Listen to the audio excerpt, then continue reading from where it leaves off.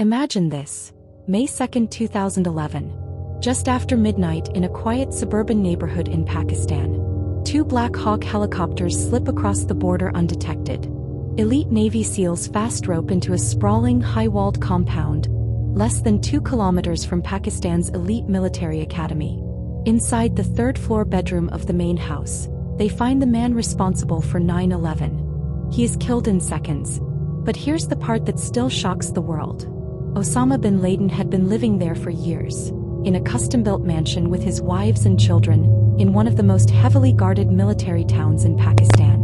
How did the most hunted terrorist on earth hide in plain sight for so long? And who, if anyone, helped him? Stick around. By the end of this video you'll know the documented facts, the verified timeline, and the lingering allegations that still divide investigators and governments. This is the cold case manhunt that ended with a bullet in Abbottabad. Welcome back to the True Crime Report, Cold Cases, the channel where we examine the investigations that once seemed unsolvable. Today we're covering one of the most consequential true crime stories of the 21st century, the life, crimes, and final hours of Osama bin Laden. We'll walk through his early years, the creation of al-Qaeda, the attacks that made him public enemy number one, the decade-long global hunt, and the raid that finally ended it. We'll separate established facts from persistent allegations, and we'll be careful with language. When something is confirmed by multiple governments and court records, we'll say so. When it remains disputed or unproven, we'll flag it clearly. Osama bin Muhammad bin Awad bin Laden was born on March 10, 1957 in Riyadh, Saudi Arabia, to a wealthy Yemeni-born construction magnate and his Syrian wife. His father had close ties to the Saudi royal family. The family fortune was estimated in the billions. Osama was one of dozens of siblings and was raised in a devout Sunni Muslim household. He studied economics and business at King Abdulaziz University in Jeddah but left without completing a full degree. At university he became deeply interested in radical Islamist writings, particularly those of Sayyid Qutb bin Abdullah Azam. In 1979 the Soviet Union invaded Afghanistan. Bin Laden, then in his early 20s, traveled to Pakistan and began providing financial and logistical support to the Afghan mujahideen resisting the invasion. He used family money and construction equipment to build roads, tunnels, and camps. Important clarification. While the United States, through Pakistan's ISI, funneled billions in aid and weapons to the Afghan resistance during the 1980s, declassified documents and statements from U.S. officials show no evidence that bin Laden personally received direct CIA funding or training. The aid went to Afghan groups. Arab volunteers like bin Laden operated separately. Any claims of direct CIA-bin Laden contact remain unproven allegations. In 1984 he co-founded Maktab al-Khidamat, the Services Bureau, with Azam to recruit and support foreign fighters. By 1988, as the Soviets withdrew, bin Laden broke away and formally established al-Qaeda, the base, as a more permanent, global jihadist network. One disputed episode from this period. In May 1988, after sectarian violence in Gilgit, Pakistan, hundreds of Shia civilians were killed.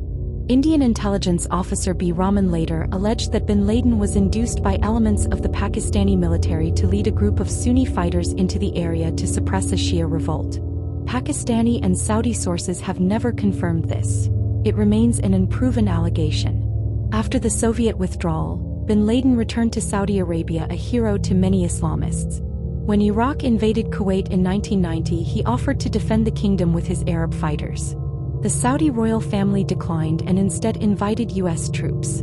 Bin Laden saw this as a profound betrayal and began publicly criticizing the monarchy and the American military presence on the Arabian Peninsula. In 1991 he was expelled from Saudi Arabia. He first went to Afghanistan, then accepted an invitation to Sudan, where he lived from 1992 to 1996. There he built roads, invested in agriculture, and continued funding jihadist groups in Algeria, Egypt, and elsewhere. In 1996 Sudan expelled him under international pressure.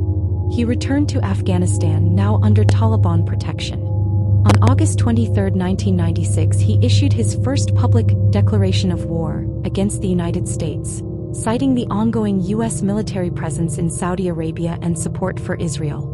In February 1998, he and Ayman al-Zawahiri issued a second fatwa under the World Islamic Front for Jihad against Jews and Crusaders, explicitly calling on Muslims to kill Americans and their allies. On August 7, 1998, al-Qaeda carried out near-simultaneous truck bombings of the U.S. embassies in Nairobi, Kenya and Dar es Salaam, Tanzania, killing 224 people, mostly Africans, and injuring thousands. Bin Laden was indicted in the United States for these attacks. In October 2000, al-Qaeda attacked the USS Cole in Yemen, killing 17 U.S. sailors. On the morning of September 11, 2001, 19 al-Qaeda hijackers carried out the deadliest terrorist attack in history. 4 commercial airliners were weaponized. 2 struck the World Trade Center towers, 1 hit the Pentagon, and the 4th crashed in Pennsylvania after passengers fought back. Nearly 3,000 people from more than 90 countries died. Bin Laden initially denied direct involvement in cryptic statements, but in a November 2001 video found in Afghanistan, he discussed the operation in detail with an associate. In a 2004 video, he explicitly took personal responsibility, stating he had been inspired by the 1982 Israeli bombardment of Beirut. Multiple subsequent tapes and al-Qaeda's own claims confirmed his role as the chief planner and financier. The United States invaded Afghanistan in October 2001 to dismantle al-Qaeda and remove the Taliban. Bin Laden escaped the Battle of Tora Bora in December 2001 and crossed into Pakistan. For the next decade, he moved between hideouts in Pakistan's tribal areas and eventually settled in the city of Abbottabad. The manhunt became the largest in history. Rewards reached $50 million. Intelligence agencies tracked couriers, analyzed satellite imagery, and followed every lead. Yet he remained elusive until August 2010, when CIA analysts identified a trusted courier who repeatedly visited a large fortified compound in Abbottabad. The compound was unusual: 3 stories high, walls topped with barbed wire, no telephone or internet lines, and residents who burned their trash rather than putting it out for collection. It sat just 1.3 kilometers from the Pakistan Military Academy, the country's West Point. On April 29, 2011, President Obama authorized Operation Neptune Spear. In the early hours of May 2, 2011, Pakistan time, 2 stealth Black Hawks carrying 23 SEALs from DevGru, SEAL Team 6, and a CIA interpreter flew from Jalalabad, Afghanistan. 1 helicopter experienced mechanical trouble and was forced to make an emergency landing inside the compound. The SEALs adapted, cleared the buildings room by room. According to official U.S. accounts and participant statements, Bin Laden was on the 3rd floor. He was shot in the chest and head after appearing in the doorway and was killed within minutes of the team entering the house. One of his adult sons, his courier, the courier's brother, and the courier's wife were also killed. Bin Laden's wife was wounded. The entire raid lasted about 40 minutes. The SEALs recovered computers, hard drives, documents, and DNA samples. Bin Laden's body was flown to Afghanistan for positive identification, then to the USS Carl Vinson in the Arabian Sea. According to the U.S. government, Islamic funeral rites were performed aboard the ship. The body was washed, wrapped in a white shroud, and with the approval of Saudi authorities, who reportedly declined to take the remains, buried at sea within 24 hours to prevent any gravesite from becoming a shrine. Some Islamic scholars later criticized the sea burial as inconsistent with traditional practice when land burial was possible. The U.S. maintained the decision was necessary for security and political reasons. The location of the compound, in a garrison town near Pakistan's premier military academy, immediately raised questions. U.S. and Pakistani officials have repeatedly stated that no senior Pakistani leaders knew Bin Laden was there. However, investigative reporting, including by Carlotta Gall in the New York Times Magazine, and books by former officials have alleged that elements within Pakistan's Inter-Services Intelligence (ISI) may have been aware of or even protected Bin Laden. Seymour Hersh's 2015 account claimed Bin Laden had been a prisoner of the ISI since 2006 and that Pakistani generals knew of the raid in advance.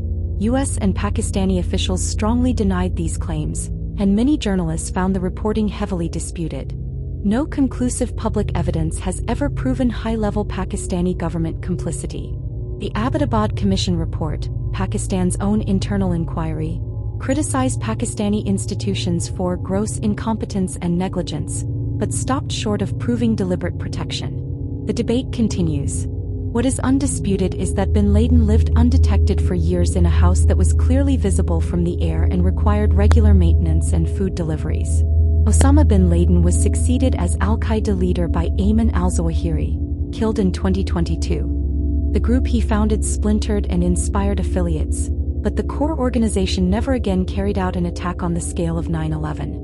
To many in the West and among the victims of al-Qaeda's attacks, he remains a mass murderer and the face of global terrorism. To a minority within certain Islamist circles, he is still viewed as a symbolic resistor to foreign intervention. The Abbottabad raid closed the longest and most expensive manhunt in modern history, but it also left behind unanswered questions about how a man on every intelligence agency's radar could live so openly for so long.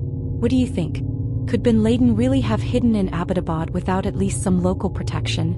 Or was it simply one of the greatest intelligence failures in history? Drop your thoughts in the comments, but keep it respectful. If you're fascinated by international cold cases and unsolved mysteries from across Asia, make sure you check out our dedicated playlist on true crime across Asia. Hit the like button if you want more investigations like this, subscribe and turn on notifications so you never miss an upload. Thanks for watching. Stay curious, stay safe, and I'll see you in the next case.